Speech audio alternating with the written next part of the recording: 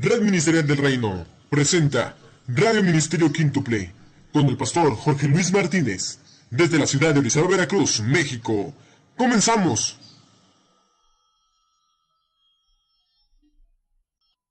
Te invitamos a visitar nuestras páginas en la internet con el nombre de redministerialdelreino.blogspot.com. Allí encontrarás información del Ministerio Quíntuple, estudios que hemos impartido en las iglesias, fotos y horarios de reuniones, así como diversos ministerios que integran la Red Ministerial del Reino. Red Ministerial del Reino, construyendo el Ministerio Quíntuple para edificar el cuerpo de Cristo. Te invitamos a participar de nuestros ministerios, eventos y conferencias. Ok, perfecto. Hermanos, ¿cómo están viviendo esta semana? Muy bien. Cada persona que de alguna forma se confiesa cristiana o de alguna forma sabe, ¿verdad? Pues creo que esto es algo hasta allá cultural. Está viviendo esta semana, estos días, de alguna forma. ¿Ok? Está entendiendo, está recibiendo, percibiendo un mensaje, ¿verdad? Y está haciendo, es cada uno lo propio acorde a su costumbre. Cada uno lo propio acorde a su costumbre. Pero hermanos, ¿cómo ustedes, nosotros que somos la Iglesia de Jesucristo y que estamos entendiendo la Biblia en el contexto original en que fue escrita, y estamos conociendo al Mesías acorde al lugar donde nació, el pueblo que vivió, las gentes que lo vieron, las personas, cómo le hablaban y cómo él hablaba? Amén. ¿Ok? ¿Cómo nosotros lo estamos percibiendo? Las fiestas del Mesías, las fiestas de Dios, las fiestas del Señor, hermanos, nos transportan, por explicarles claramente de una forma, nosotros, ¿verdad? Nos llevan a vivir estas fechas en una forma aún más especial, aún más espiritual, aún más bíblica, puesto que, ¿verdad?, costumbres y tradiciones se forjaron posteriores a estos sucesos, ¿verdad? Y se fueron integrando como una cultura que de pronto, ¿verdad?, llevó a una multitud de personas a vivir esas tradiciones y esas costumbres, ¿ok? Que quizás muchas de ellas nada o poco tienen que ver con la verdad, ¿ok? Nada o poco tienen que ver con la verdad. Nosotros necesitamos conocer la verdad. Yo necesito conocer la verdad de los hechos, de los acontecimientos. Necesito respuestas, y las respuestas las encuentro en la palabra de Dios, la Biblia. Las respuestas, ¿verdad? La narración, la descripción de los acontecimientos, ¿verdad? Con respecto a los últimos días, ¿verdad? Del Mesías, de nuestro Señor Jesucristo, de Yeshua HaMashiach, allá en su tierra natal, junto a sus discípulos, ¿verdad? Y a su pueblo y a su gente, están relatadas en la Escritura, están profetizadas desde el Antiguo Testamento, y están ilustradas en las fiestas bíblicas. Amén. Entonces, bendigo a Dios, hermanos, porque esta semana ha sido para mí una bendición, un esfuerzo, un aprendizaje, ¿verdad? Una tarea ardua para poder, hermanos, llevarles a ustedes de la mano con la mayor sensibilidad posible que pueda hacerse, con la ayuda del Señor también, con la precaución necesaria también, para que usted pueda entender el mensaje del futuro desde el principio, ¿no? Porque Dios revela el final desde el principio. Entonces, queridos hermanos, espero que la enseñanza que hoy voy a desarrollar venga también a confirmar lo que han venido escuchando. Desde el martes que inicié explicándoles un poquito de mi propio testimonio, de mi vida, de mi historia, en cómo Dios me fue encaminando, cómo Dios me ha ido llevando de la mano, cómo yo he ido creciendo, cómo yo he ido aprendiendo la palabra del Señor, y en estos últimos años usando esta preciosa herramienta que se llama Raíces Hebreas de la Fe, ¿verdad? Se abre un panorama, se abre un entendimiento, ahora sí que como la luz de la aurora que va de aumento en aumento hasta que el día es perfecto. Amén. Con la necesidad de que esa luz, ¿verdad? Abarque todo y esa luz sea la verdad. Amén. Y alumbre nuestro entendimiento y comprendamos, y por otro lado Dios nos permita salir, ¿verdad?, de tradiciones y costumbres paganas, etcétera, etcétera, y vivir más fielmente lo que el Mesías vivió, ¿ok? Y conocer más fielmente lo que Él sabía que habría de suceder, puesto que el momento en que Él fue entregado, hermanos, Él sabía lo que iba a acontecer. Él ya en la Escritura se había declarado, ya se había profetizado que era necesario que el Hijo de Dios, que el Mesías, Yeshua ben Yosef, el siervo sufriente de Isaías 53, muriera, ¿sí? Y su vida fuera, ¿verdad?, su muerte fuese un sacrificio de expiación, de perdón de pecados. Pero también, ¿verdad?, se había profetizado que resucitaría. Amén. Entonces, esa maravillosa, hermanos, enseñanza, profecía, viene, hermanos, a nosotros a hacer crecer nuestra comprensión, nuestra fe y nuestro amor por Jesucristo. Amén. Vengan si tienen Biblia, vamos a ir revisando la Escritura en Levítico capítulo 23. Por favor.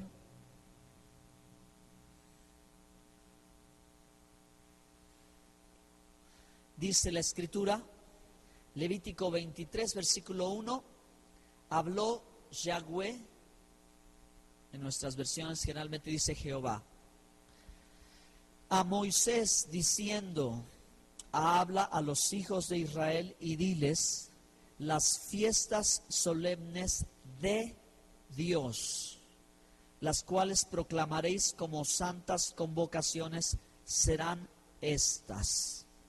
Y queridos hermanos, a continuación se describen iniciando con el día de reposo, ¿verdad? Se inicia Levítico 23, verso 3, primeramente el día de reposo, porque el día Shabbat o día de reposo o día del Señor era el pacto, era la señal de pacto, el anillo de compromiso. Y cada semana tenía que recordarse, 6 días trabajarás, el 7º descansarás, ¿de acuerdo? Así inicia esa lista. Y después el verso 4, Levítico 23, 4, estas son las fiestas solemnes de Dios. Recuerden, no son las fiestas de Moisés, no son las fiestas de Israel, son las fiestas, las convocaciones santas. Quiere decir, hermanos, en la agenda de Dios, año con año, Dios aparta un tiempo, una cita especial para tener un encuentro con su pueblo. Eso es convocaciones santas, ¿ok? A las cuales convocaréis en sus tiempos.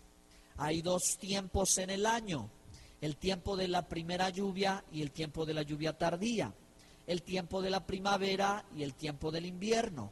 Cuando nosotros oramos y decimos, Señor, manda la lluvia temprana y la lluvia tardía, se refiere a estos 2 momentos. Las fiestas del Señor, las fiestas de Dios son 7. 4 tienen que ver con la primavera y 3 después casi a final de año. ¿Ok? ¿Vamos bien hasta aquí?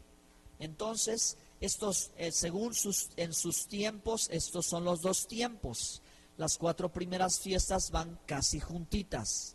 Las otras 3 fiestas, las que son casi a fin de año, también van juntitas. Por unos días se van separando una de otra. Dice, verso 5, en el mes primero, a los 14 del mes, entre las 2 tardes, Pesaj es de Dios. Aquí está la primera celebración con la que se inicia el año. El año bíblico, hermanos, comienza en el mes primero, que ya dijimos que no es el mes de enero. El mes bíblico con el que el año se comienza corresponde a este periodo de tiempo más o menos entre marzo y abril. El primer día del primer mes es el inicio del año bíblico. pero a los 14 días se celebra Pesaj. Digan Pesaj. Muy bien, estamos aprendiendo de la Biblia. Luego dice verso 6, a los 15 días de este mes es la fiesta solemne de los panes sin levadura a Dios. 7 días comeréis panes sin levaduras. Esa es la segunda fiesta de Dios. Interesante, hermanos, porque también gracias al Señor ayer que estuve en Córdoba pude hacer algunas reflexiones con los hermanos y continuar este tema. Y les decía cómo, hermanos, hablar de fiestas entre los cristianos es hablar de un tema un poco controvertido. ¿Por qué controvertido, pastor? Bueno, ninguno se siente ofendido, todos estamos aprendiendo. Pero nuestra cultura y las tradiciones nos marcan celebraciones que Dios no pide que se celebren. Mi ejemplo favorito es decir el 14 de febrero, porque se dice comúnmente el día de San Valentín. Y bueno, sabemos que San Valentín era un sacerdote, ¿verdad? Y su historia. Y bueno, de ahí se tomó esa fecha de celebración. Entonces, de pronto por la falta de conocimiento sobre cómo es este asunto, pues la mayoría de nosotros estamos felices, contentos, regalándonos abrazos, besos y regalitos y cosas así, ¿verdad? Porque es el día de los enamorados, pero precisamente ese día, ¿por qué no pudo ser otro día diferente, no? ¿Por qué no fue otra cosa? Cualquier día usted puede hacerlo, declararle y decir amor y regalar cualquier día, pero bueno, pues así es la tradición popular. Y Dios no mandó celebrar un día de San Valentín, ¿verdad que no? No. Dios mandó celebrar las fiestas de Dios. Por eso decía, hermanos, que en esto vamos a aprender mucho, porque de pronto nosotros estamos haciendo cosas que Dios no pidió que hiciéramos y no hacemos cosas que Dios pidió que se hicieran.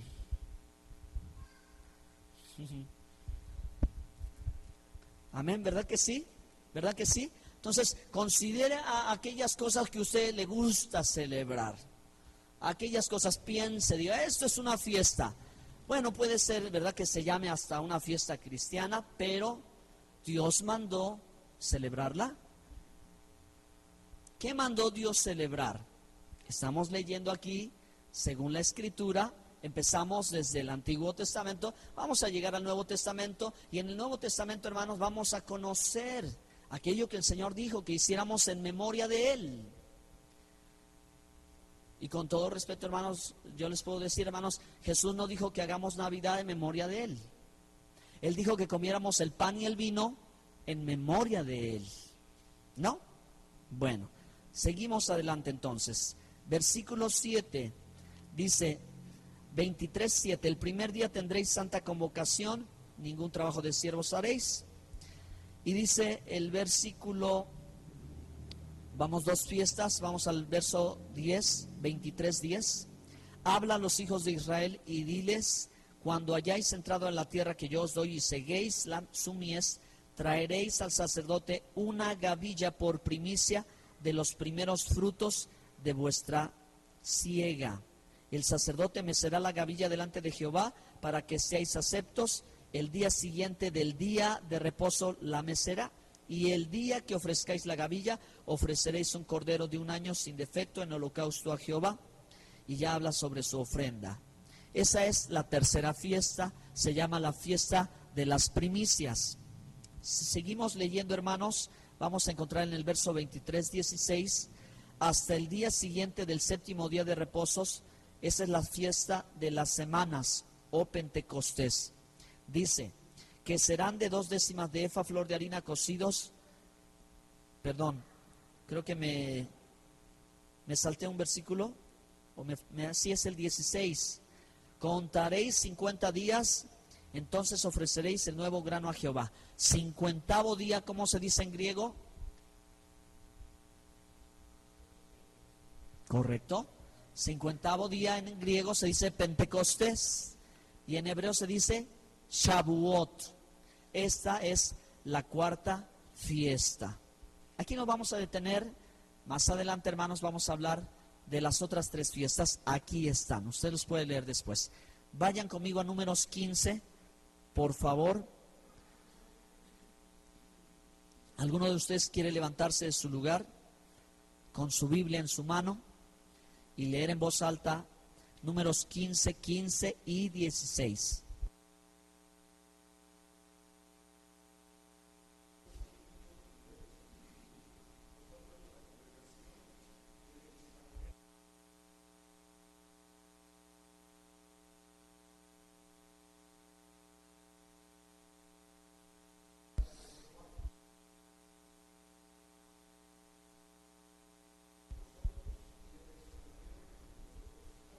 Amén.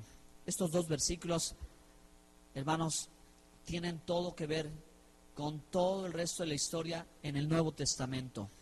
¿Ok? Recuerden que el Señor Jesucristo en Efesios capítulo 2 derribó el muro de separación entre judíos y gentiles para hacer un solo pueblo. Amén. Para ser el cuerpo de Cristo.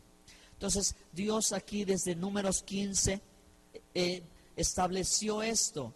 Un mismo estatuto tendréis vosotros de la congregación. En hebreo es Kehilá, en griego es iglesia. Si la traducción del Antiguo Testamento se hubiera hecho al griego y luego a nuestro idioma, aquí lo que diría, un mismo estatuto tendréis vosotros de la iglesia y el extranjero que con vosotros mora.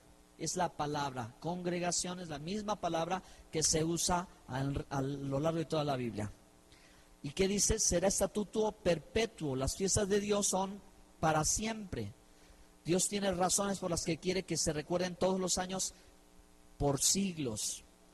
Dice, como vosotros así será el extranjero delante de Dios. ¿Por qué? Dios no hace acepción de personas. Amén. Igual que un israelita, un judío, igual un extranjero, pero la característica que Dios dice es que mora con vosotros, que está en convenio, que está en acuerdo, que está en pacto, ¿ok? Con vosotros. Verso 16, una misma ley y un mismo decreto tendréis vosotros y el extranjero que con vosotros mora. Amén. Entonces aquí está una hermosa respuesta de cómo nosotros que somos conciudadanos del reino de los cielos podemos ser partícipes gracias a Cristo de estas fiestas de Cristo o de Yeshua, el Mesías. Hermanos, vayan a Lucas 24, 44, quien lo quiere leer en voz alta.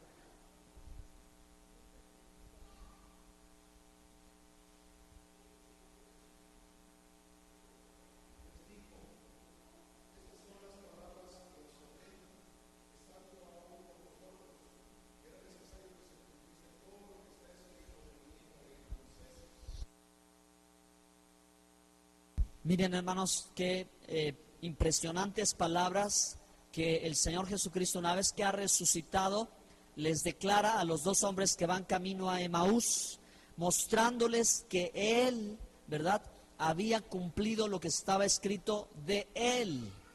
¿Quién escribió de Jesucristo? ¿Están aquí, hermanos? Ok. ¿Quién escribió de Jesucristo? Moisés escribió la ley de Moisés. ¿Dónde están las fiestas bíblicas? En la ley de Moisés están descritas. Más adelante en el resto de la historia bíblica vuelve a retomarse el tema, vuelve a explicarse, vuelve a enseñarse. En los evangelios una vez más se vuelve a citar. El Señor Jesucristo mismo celebró todas las fiestas. Los apóstoles celebraron todas las fiestas. Pablo celebraba las fiestas y cuando estuvo con los gentiles empezó a instruir a los gentiles y en 1 Corintios 5, 7 y 8 les dijo, celebremos pues las fiestas o celebremos pues la fiesta sin panes de malicia o maldad, ¿sí? Sino que lo hagamos con sinceridad y de corazón. Esta es la palabra importante, celebremos pues la fiesta. ¿Cuál es la fiesta? Cuando Pablo está hablando sobre la fiesta de Pascua y los panes sin levadura, ¿de acuerdo? Pablo es un maestro de la Torá, es un maestro de la palabra y entiende claramente estos asuntos que eran proféticos con respecto a lo que el Mesías vendría y haría, sucedería también con su pueblo, con la iglesia. Amén. Muy bien, entonces Jesús dice, de mí escribió Moisés y aquí lo estamos viendo, hermanos, ¿ok? Van a notarlo un poquito más adelante. Efesios 2:13, por favor, todos en voz alta.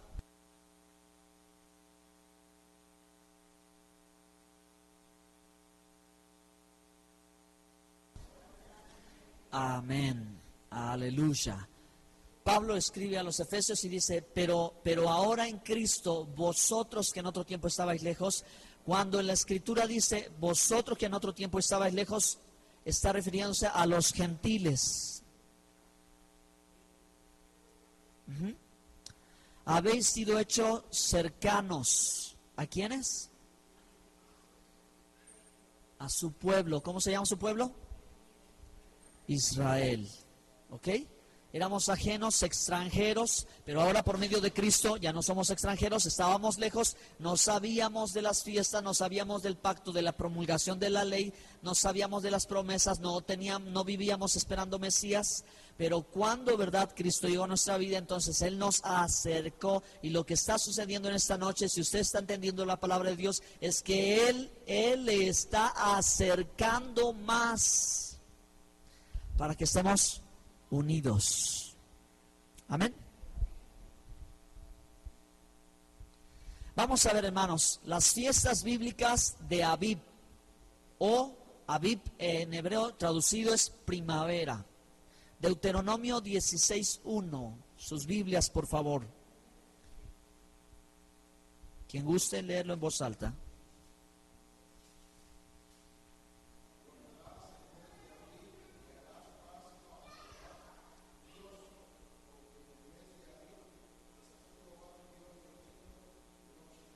Amén. Guardaréis el mes de Abib. Abib significa primavera. Recuerden que en Éxodo se habla del mes, del primer mes, que en hebreo se dice Nisan. Entonces, no hay contradicción, porque también yo dije como Nisan y ahora Abib. No, es que Abib significa primavera. Guardaréis el mes del inicio de la primavera y harás Pesaj. ¿Cuáles son las 4 fiestas de la primavera? Bueno, recuerde, Pascua, panes sin levadura, primicias y Pentecostés. Estas son las 4 fiestas de la primavera. Vamos a aprender hoy mucho con respecto a cada una de ellas. Por lo que inicialmente decíamos, ¿cómo está usted viviendo estos días?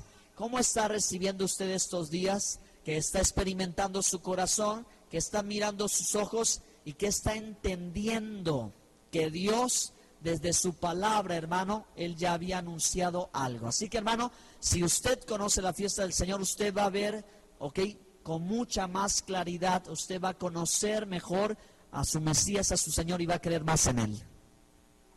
Gracias por esos amenes. Número 1, Pascua, en hebreo se dice Pesaj, significa pasar por alto. La fiesta de Pesaj es una fiesta de liberación. Históricamente hablando, la liberación de Israel de la esclavitud. Entonces, hasta el día de hoy Israel celebra la liberación. Es un día de libertad para Israel, porque fueron sacados de la esclavitud a la tierra que fluye leche y miel, que tenían en la esclavitud pesadas cargas, carencias, tenían, ¿verdad? Comían ajos y cebollas, maltratados, ¿verdad? Oprimidos. Dios los saca de allí a una tierra donde van a recibir casas que ellos no edificaron, van a recibir el cultivo que no cultivaron, van a tener cosechas, ¿verdad? Van a tener una bendición tan grande, van a tener abundancia. Amén. Entonces, ahora, hermanos, con la venida de nuestro Señor Jesucristo, Él, hermanos, ¿verdad? Ofrece su vida como un cordero que va al sacrificio para darnos liberación del pecado. Ahora ya no somos esclavos en Cristo Jesús, hermanos. Esta es la obra que Cristo viene a hacer y hermanos, a llevarnos no solo a un plano terrenal, sino a un plano espiritual.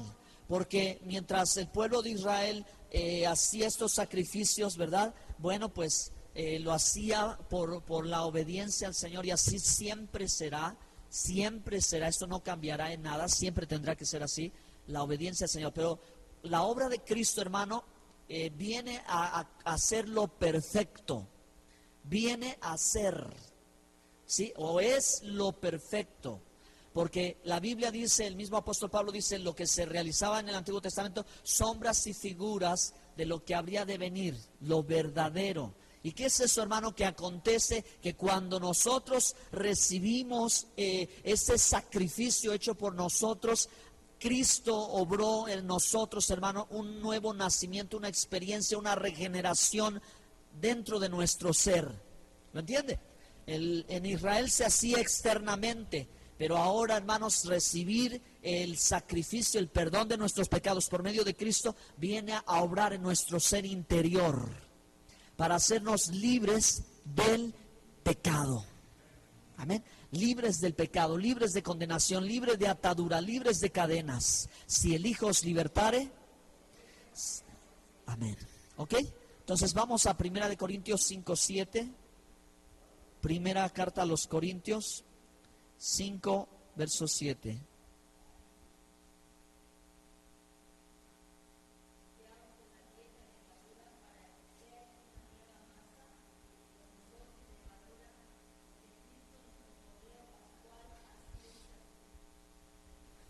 Amén. Ha sido sacrificado por nosotros. Porque Cristo, que es nuestra Pascua, ya ha sido sacrificada. Amén. Entonces Cristo es nuestra Pascua y ahí Pablo está diciendo el cumplimiento profético del Cordero es Cristo Jesús. Cristo Jesús es el cumplimiento de ese sacrificio. Esta profecía se cumple su primera venida en gloria. Amén. Entonces Yeshua es el Cordero inmolado, como lo dice Apocalipsis. Lo que dijo Juan el Bautista, el Cordero de Dios que quita el pecado. Amén. Él es el Cordero. Él es ese Cordero, no abrió su boca como oveja al matadero. Y ya de esto hemos visto mucho. Amén. De esto está, quizás somos la generación que a través del cine, las películas, las imágenes, hemos visto de alguna forma o tenemos una idea de cuál fue el sufrimiento, el padecimiento del Mesías, ¿verdad? En las últimas horas de su vida, en las últimas 16 horas de su vida, a lo mejor las últimas 12 horas de su vida. ¿Ok? Esto está claro. Lo que tenemos que entender, hermanos, es que esto fue un sacrificio. ¿Ok? Esto fue un sacrificio lo que Él hizo. Y cumplió completamente con todo detalle, todo lo que significaba la celebración de Pascua.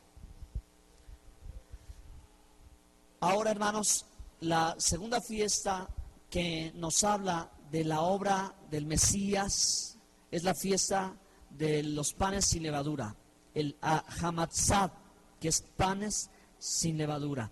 En Éxodo 12:14, vengan conmigo, una vez más vamos a leerlo.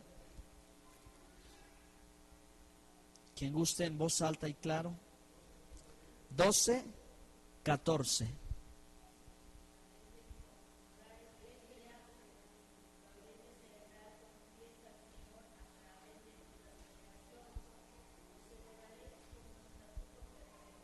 Ok. Perdón, es 12:1 al 4.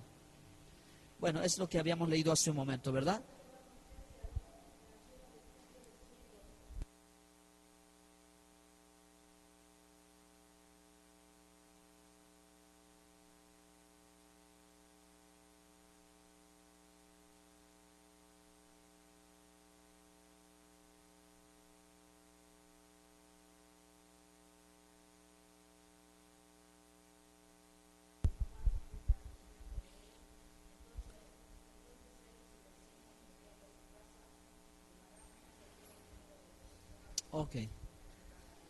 Ok, era verso 8. Y aquella noche comerán la carne asada y panes sin levadura. O sea, ahí es, hermanos, el inicio. El inicio y la celebración de esta segunda fiesta se llama la fiesta de los panes sin levadura. Y, hermanos, son 7 días que el pueblo de Israel, ¿verdad? No come pan leudado o pan con levadura. Originalmente en la salida del Éxodo, los panes que estaban cocinándose no se terminaron de cocer para hacer panes grandes, inflados, como pasteles o como panqué, sino que los panes se quedaron como una tortilla, una tostada, ¿ok? ¿Por qué razón? Porque ellos salieron a medianoche, salieron deprisa. Ahora, hermanos, esta salida fue a propósito, y este suceso de esos panes fue a propósito. Cuando Dios le entrega los mandamientos a Moisés, en esta ley o en esta instrucción, Dios le dice qué es lo que tenía que hacer ahora. En memoria de este suceso, de que los panes vinieron así, ahora celebrarían 7 días de panes sin levadura. Y los panes, ¿verdad?, quedarían sin la levadura y quedarían como estas figuras, que son como unas galletas tostadas, parecen unas galletas saladitas, pero son galletas sin sal, ¿verdad? Pero son preparadas especialmente para esos 7 días, ¿ok? Y hermanos, esto en señal de lo que aconteció, en memoria de lo que sucedió, en la forma en que ellos salieron. En la forma que salieron. ¿Cómo salieron? Salieron deprisa. ¿Por qué salieron deprisa? Porque ese día, el 14 del mes de Abib, era el día de salvación. 14 del mes de Abib, del mes de Nisan, era el día de salvación. Si alguno se quedaba, ¿usted cree que hubiera podido salir después? Hermano, Egipto era una prisión. Egipto era una ciudad de hechicería, de brujería, de encantamientos. Egipto era una ciudad sitiada, con soldados y cosas raras que tenían ellos allí en la ciudad. Unas cosas tan extrañas que de verdad te sorprendes lo que había en Egipto. Pero si ellos no salían, ya no saldrían jamás. Ese fue el día de salvación. Amén. Salieron deprisa, que los panes, que se quede todo lo demás, que se quede con tal que seamos salvos. Ajá. Entonces, la fiesta de los panes sin levadura también nos habla a nosotros hoy en día, hermanos, de una limpieza espiritual. Y nos recuerda, hoy es el día de salvación. Hoy es el día de salvación. ¿Por qué vamos a esperar mañana para arrepentirnos? ¿Por qué vamos a tentar a Dios para ver si acaso, verdad, después podremos librarla cuando hoy tenemos la oportunidad de ser libres de condenación, libres de pecado, libres de la muerte, libres de ir al infierno? Porque el Señor a nosotros, hermanos, no solo nos libera de la esclavitud de la mano del hombre, Dios nos libera de la esclavitud por la eternidad. Amén. El que reconoce a Jesucristo, el que reconoce el señorío de Jesucristo, el que dice, Él es el Cordero inmolado, Él murió por mí, me perdonó, yo lo recibo, lo confieso, lo creo, lo sigo, lo obedezco, Él es mi Señor, me redimió con su sangre, ha sido hecho libre de condenación. Ya no hay más condenación, ahora estamos en paz con Dios. Pero ahora, hermanos, ¿qué sigue? ¿Qué hay que hacer? No solo fue Pesaj, fue a Hamatzal. O sea, la panes sin levadura, límpiese, porque el que esté limpio, límpiese más, y más, y más, y más. La limpieza espiritual. La levadura representa el pecado, la hipocresía, la maldad. Amén. Cristo, hermanos, es la figura perfecta del pan sin levadura, porque Él fue sin defecto, Cristo fue sin pecado. Él lo querían acusar, lo querían hacer caer y decía, ¿por cuál pecado vosotros me acusáis? ¿Por cuál pecado? Nadie le podía redarguir de pecado. Fue siempre un hombre santo, fue, ¿verdad? Íntegro, no pecó en nada. Nuestro sumo sacerdote, Yeshua el Mesías, que no tuvo que ofrecer sacrificio para Él mismo ante el Padre, porque Él era santo, Él era perfecto. Fue su vida, hermano, así fue la vida del Señor.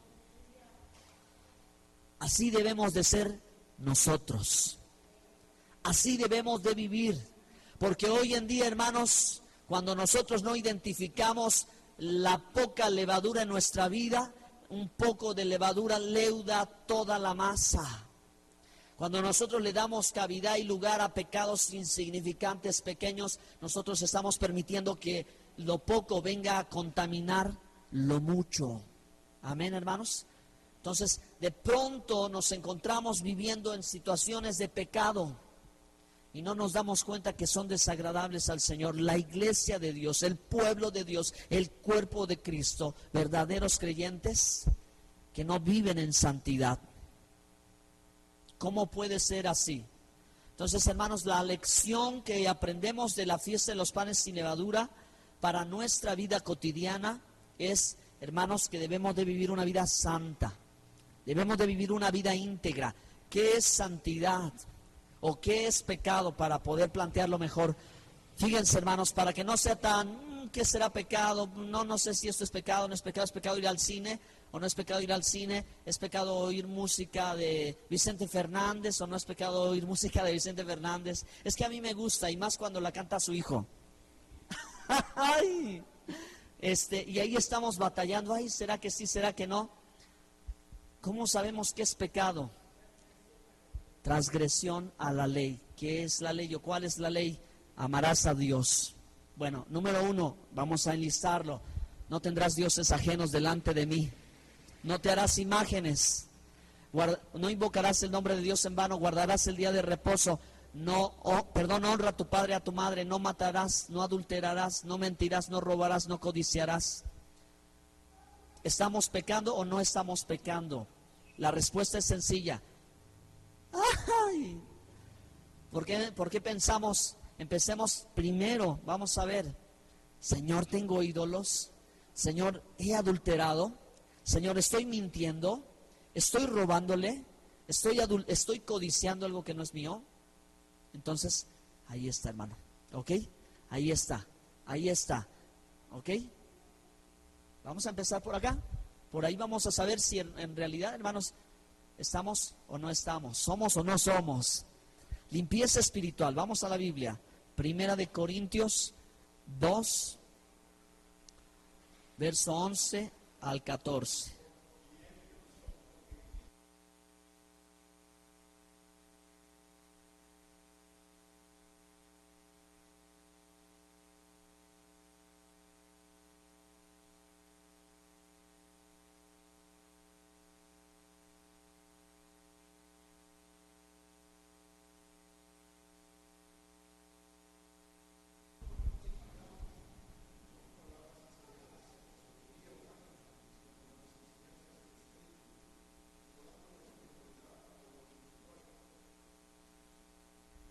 Ok.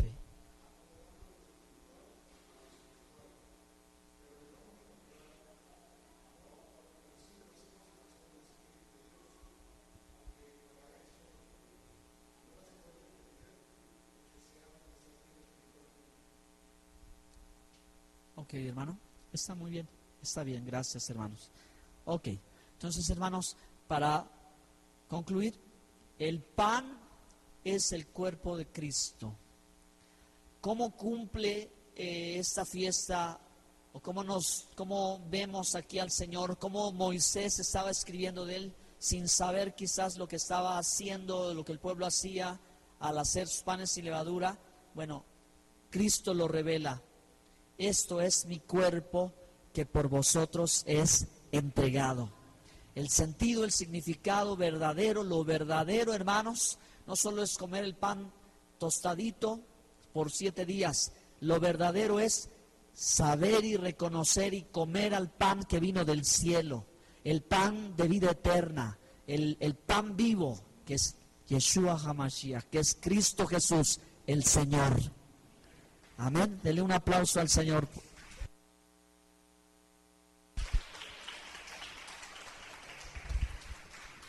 Comed mi carne, bebed mi sangre. Comed mi carne, bebed mi sangre. No es un sentido literal, ni una transubstanciación, ni una transliteración. Está hablando en el sentido que como un maestro de la palabra sabe hablar. No está hablando en el sentido literal, está hablando en otro nivel, ¿verdad? En un sentido espiritual. Habla de la comunión, de la participación, de la unión. Amén. Comed mi carne, bebed mi sangre, sea partícipe, esté unido a mí, permanezca unido a mí, señal de pacto, hermano. Esto es mi cuerpo, ¿verdad? Esta es mi sangre, sangre de un nuevo pacto, de una nueva alianza establecida a través de Jesucristo. Amén. Solamente a través de Él vamos a ir al Padre. Entonces, amadísimos hermanos, fiesta de panes y levadura muy importante, porque de pronto nosotros podremos a suponer muchas cosas, sentir muchas sensaciones, pero si no estamos limpiando nuestra vida espiritual, entonces, hermanos, no estamos marchando correctamente. ¿Me explico? ¿Sí me explico? Bueno, podremos tener mucha profecía, muchas lenguas, milagros. Gloria a Dios por eso. Pero vidas santas. Amén. Antes, fruto del Espíritu. Antes. Amén. Por sus frutos los conoceréis. La fiesta de las primicias también se llama primeros frutos. Y en hebreo se dice Bikurim. Digan Bikurim. Ok. Y hermanos, ahí mismo en Levítico 23, ya lo leímos, del 9 al 14, se nos dice, ¿verdad?, que se tomaba, vamos a simular que esto es una gavilla, o sea, una varita de trigo, ¿verdad?, con los granitos de trigo, se cortaba del campo en la primera cosecha, es la fiesta de las primicias. Se tomaba, ¿verdad?, de lo primerito que ya empezaba a salir, se tomaba una gavilla se tomaba y se le daba al sacerdote, y el sacerdote mecía la gavilla delante de Jehová. Y, hermanos, en la fiesta de las primicias, ¿verdad?, se presentaba una ofrenda a Dios, y como ya leímos allí, si ustedes después en casa lo pueden leer otra vez, pueden ver cómo también se hacía un sacrificio de un cordero, ¿ok? Entonces, la gavilla, hermano, tiene un significado. De hecho, la fiesta de los primeros frutos, ¿verdad? Por eso tienen aquí esta presentación. Empieza a contar cada día una gavilla. Se toma una gavilla, o sea, esta parte. Así son algunas de las fiestas, cómo se desarrollan. Porque a veces hay muchas preguntas de cómo es, ¿no? Es así de sencillo, es eso nada más, venir, presentar el sacrificio, mecer la gavilla, en señal de decir, Señor, te estamos entregando a ti los primeros frutos. Entonces, lo primero se apartaba para Dios. Amén. La primera cosecha, había 2 temporadas de cosecha, la cosecha de la primavera y la cosecha de el invierno, de la lluvia tardía. Entonces, los que plantaban, los que sembraban, hermanos, tenían que tener la confianza y la fe de que si Dios mandaba la lluvia en primavera, la mandaría en invierno. Entonces, la garantía de la lluvia tardía era venir a Dios y darle lo primero. ¿Sí? Darle a Dios lo primero era garantía que Dios enviaría lluvia y tendrían abundancia en una segunda cosecha, más abundantemente todavía. Entonces, hermano, esta fiesta nos habla hoy a nosotros también de darle lo primero y lo mejor para Dios. Darle lo primero y darle lo mejor. Dios apartó lo primero para Él. Fíjense de qué se presentaba a Dios en el tabernáculo. Cuando nacía un primer hijo varón, este era el primogénito y este era apartado para Dios. Dios a ese primer hijo varón se lo apartaba para él y decía, es de Dios. O sea, ese estaba dedicado al servicio de Dios, a la obra de Dios, a las cosas de Dios. El primogénito, ¿ok? Entonces, ese era el primogénito apartado para el propósito de Dios. Y esto se llama el sacerdocio del primogénito. ¿Cómo se llama? O sea, ese primer hijo varón apartado para servir a Dios. Cuando ustedes entienden esto en la Biblia, entonces al ver a Jesucristo, primogénito entre muchos hermanos, entendemos por qué Él fue sumo sacerdote y por qué no estaba en el templo ministrando.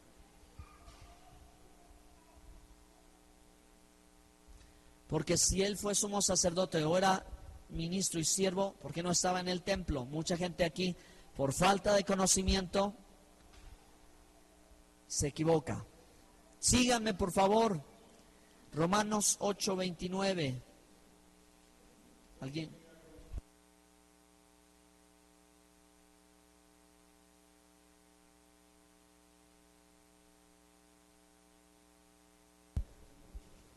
¿Quién? ¿Para que Él sea quién? ¿Quién? Ok.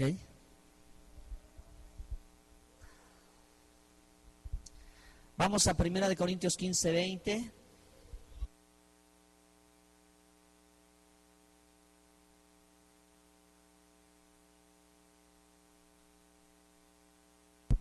Otra vez, por favor, hermano. Sí, 15:20.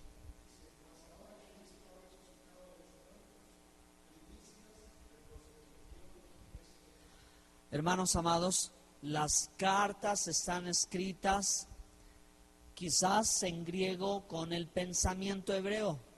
Recuerden, hermanos, que la formación del apóstol Pablo fue de un hombre conocedor de las Escrituras. Y cuando Pablo dice primicias, no lo dice solo porque sí, lo dice porque entiende el cumplimiento profético de Yeshua en la fiesta de Bikurim, en la fiesta de las primicias. Él sabe sobre el momento de la resurrección.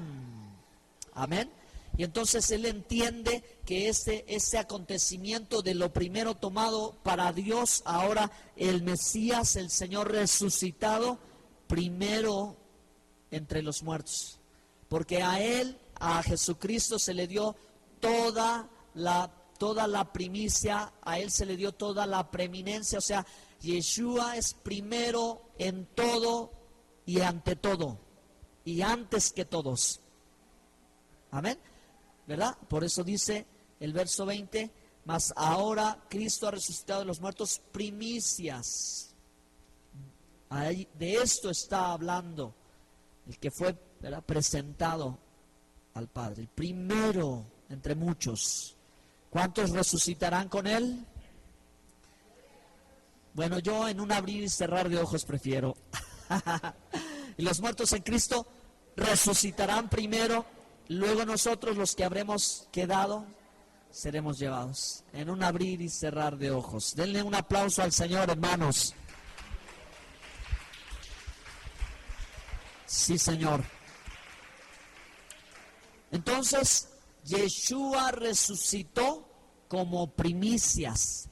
Su cumplimiento de esta fiesta es en su primera venida y es como las primicias, el primero. Por eso Pablo expresa esa palabra y de aquí viene, y esa es toda la historia para entender y conocer el lugar del Mesías en todo, el primero en todo. Amén.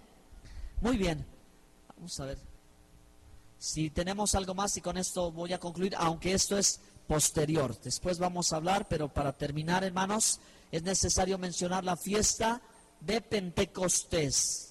En hebreo se dice Shavuot, que significa día 50 o 50º día. Léanlo por favor en Éxodo 34:22.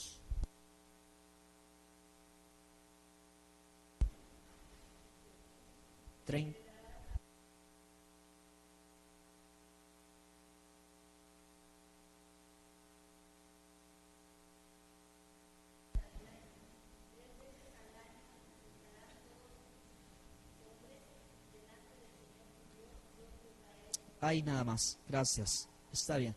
Celebrarás la fiesta de las semanas.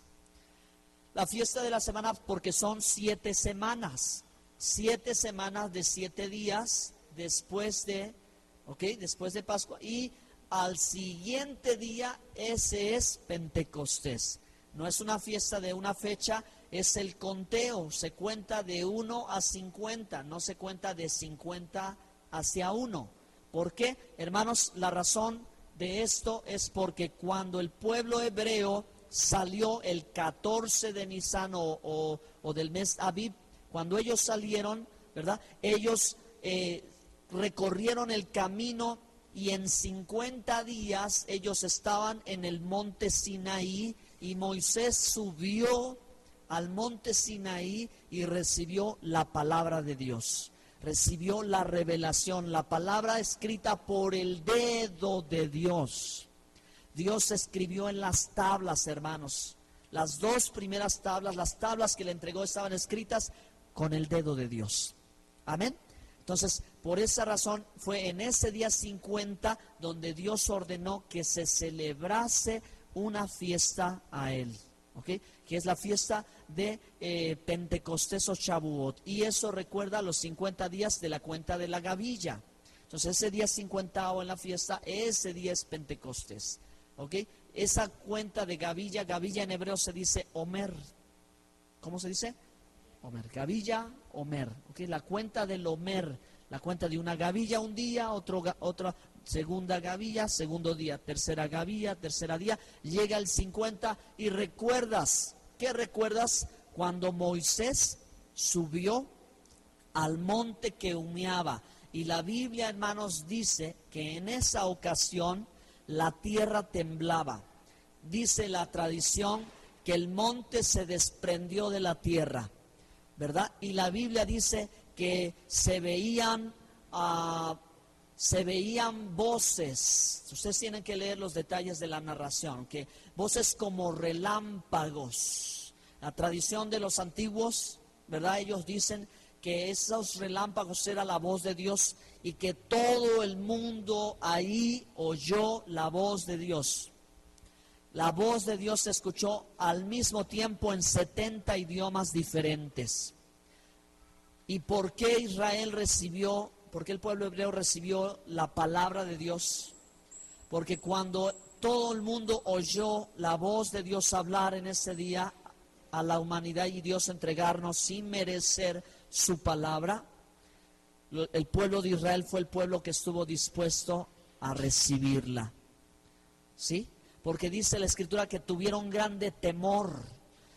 Hasta Israel tuvo temor, hasta el pueblo hebreo tuvo temor, que dijo, mejor ve tú y tú habla con Dios y nosotros haremos lo que tú nos digas y luego oiremos lo que tengamos que oír.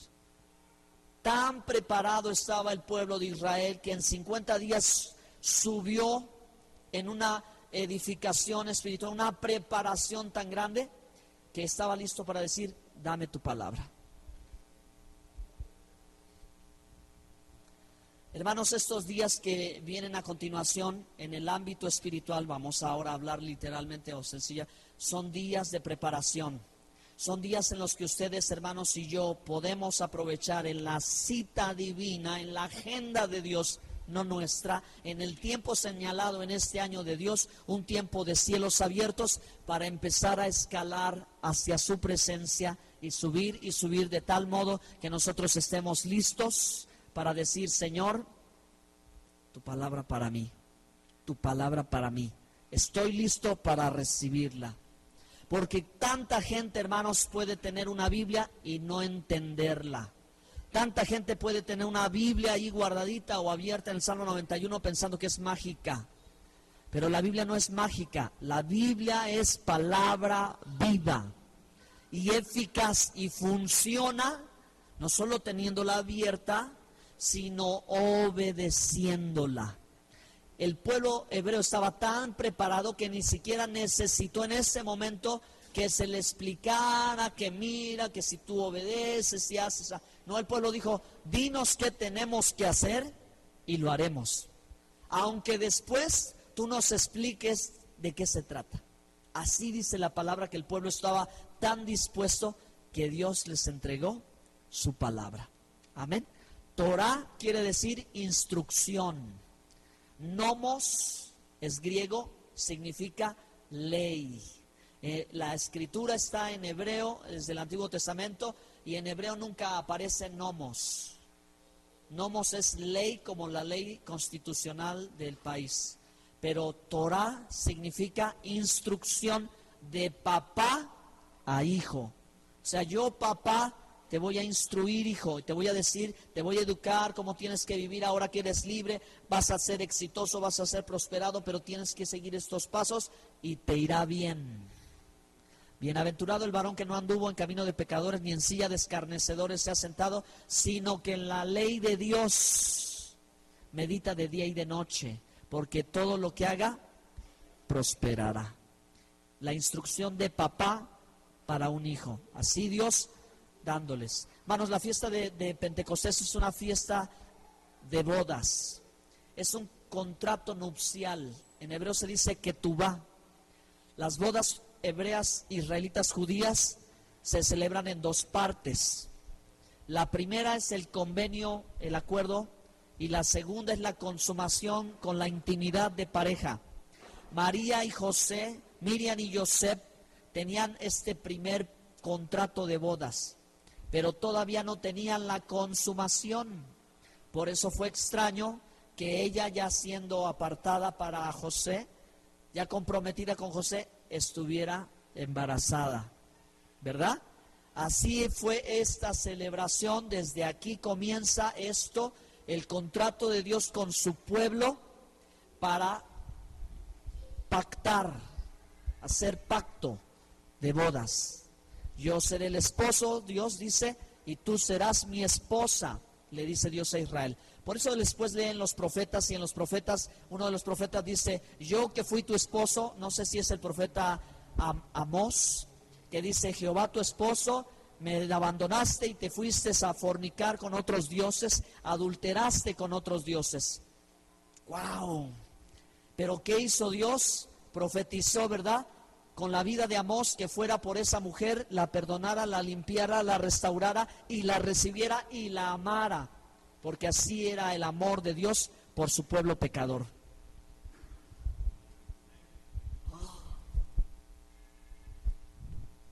¿Por qué Cristo tuvo que morir? Sí.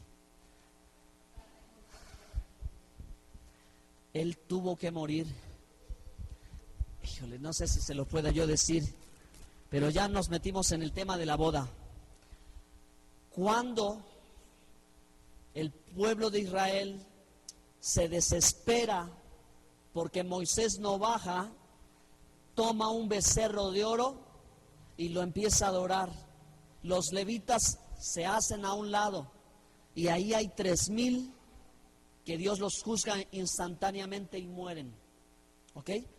Y entonces Moisés se molesta y rompe las tablas. O sea, dice, este contrato de boda se acabó. Apenas estamos empezando y miren, ya están con otros dioses. Esposo que ni siquiera se consuma y ya está la esposa pecando con otro, ¿verdad? Infidelidad. Por lo tanto, la misma ley de Moisés decía, dale carta de divorcio. Extiéndele carta de divorcio a esa mujer con la carta para que ya haya una separación y se pueda volver a casar esa mujer. Pues si es joven puede hacerlo, ¿verdad? Pero, ¿verdad? Si no, se tiene que esperar hasta que muera el esposo.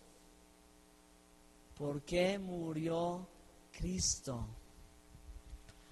Porque si Él no moría, la carta no iba, porque ya no la podía recibir otra vez. Eso es lo que me faltó, perdónenme, por eso decía que no podría yo explicarlo bien. La ley de Moisés decía que cuando se le extendía la carta de divorcio, esa mujer que se iba, aunque fuera dejada o quedara otra vez sola o viuda, ya no podía regresar con su primer esposo. Ya no podía. Entonces, ¿cómo se resolvería el asunto de que el pueblo de Israel, que se fue, ¿verdad?, a fornicar con otros dioses, adulteró, ¿verdad?, la mujer, así fue el pueblo? ¿Cómo Dios podría volver a tomarlo como su propio pueblo?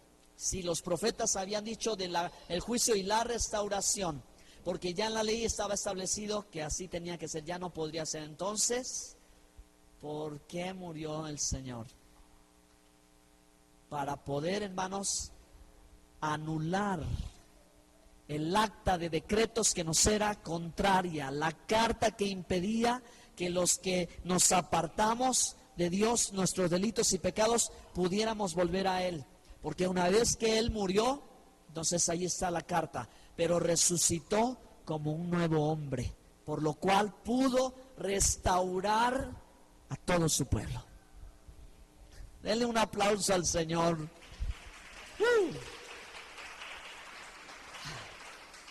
Ok. ¿Puedo decir algo más? ¿Me regalan 5 minutos más? Y ya vamos a concluir. ¿Puedo? ¿Puedo? Amén. Nos falta un poquito. Yeshua es la palabra viva. Él es la palabra, Él es la Torah viviente, Él es la palabra de Dios. Amén. En hebreo se dice davar, en griego se dice logos. Es el logos de Dios, esa es la palabra de Dios. Amén. Él estaba allí en carne, revestido.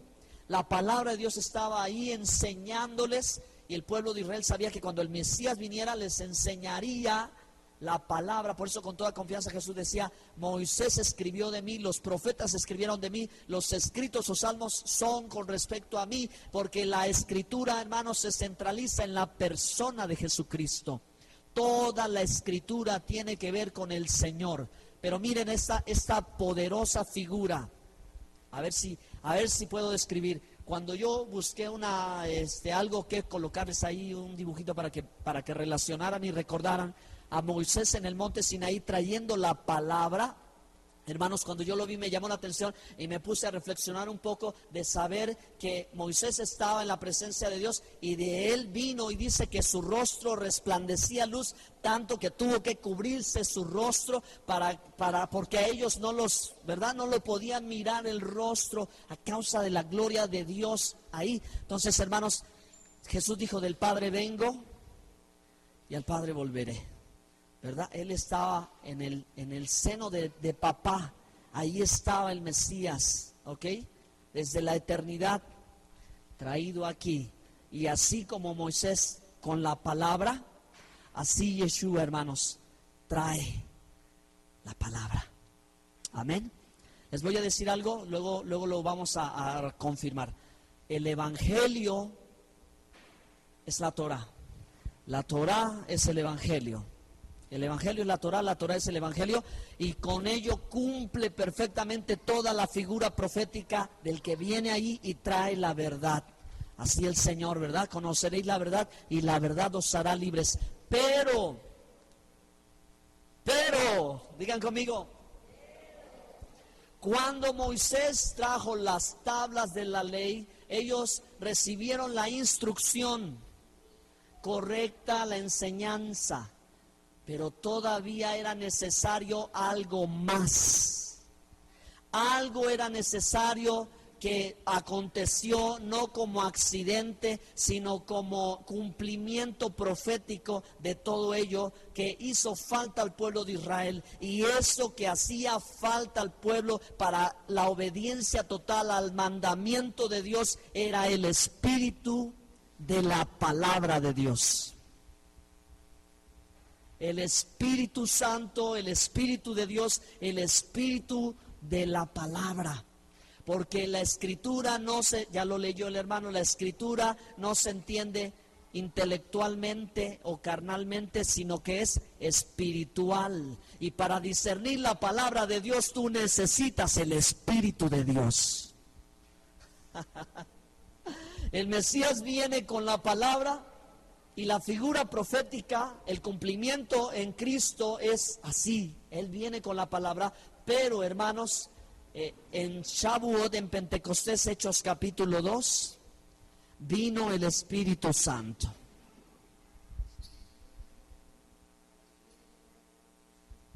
Amén. Claro que sí, como lo dijo, ¿verdad? Tiene que irse para enviar al Consolador, el Espíritu de verdad. Entonces, ¿cuándo llegó el Espíritu Santo? En el día de Pentecostés. No fue casualidad, no fue accidental, fue cumplimiento, hermanos. Esta fiesta se cumplió en la primera venida de Cristo y Dios envió el Espíritu que era necesario para obedecer su palabra. El Espíritu de Dios. Amén. Por eso el Espíritu Santo descendió en el día de Shavuot o Pentecostés sobre todos y los llenó, y entonces Pedro empezó a compartir la palabra y a explicar: estos no están borrachos, sino que se han cumplido las palabras del profeta Joel. En los postreros días derramaré de mi espíritu. ¿Y para qué es ese espíritu? Para entender y para obedecer. El profeta Jeremías decía, y pondré en vuestro corazón y pondré en vosotros un nuevo espíritu y un nuevo corazón para que obedezcan mis mandamientos.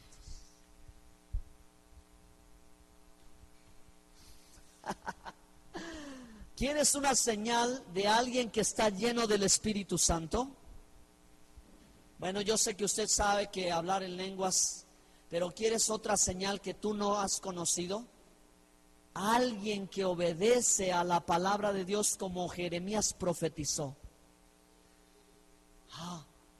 Jeremías dijo, y obedecerán y guardarán mis mandamientos. Yo les daré un nuevo corazón y un nuevo espíritu. Haré un nuevo pacto y esta será la señal.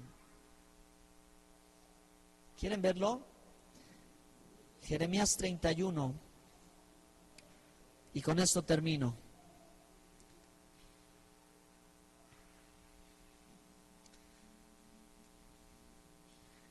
Jeremías, si alguno lo encuentra, 31 me parece. Ya que vienen días, dice el Señor. He aquí días viene el Señor, dice el Señor, en que haré nuevo pacto. Eso es lo que Cristo estableció. Sí, hermana, por favor.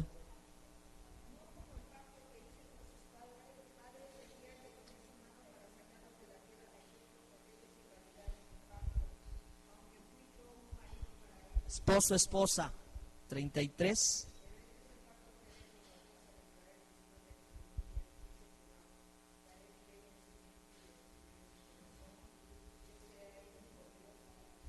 Aleluya.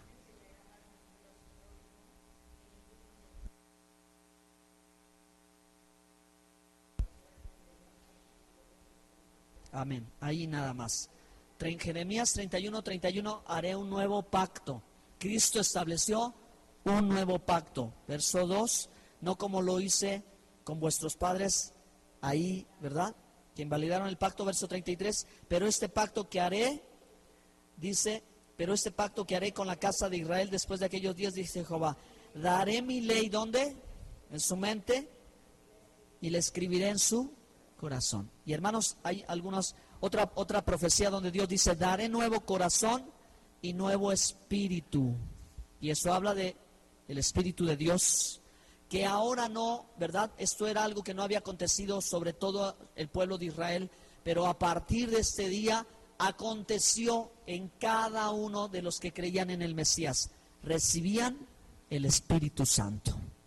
Denle un aplauso al Señor, póngase de pie.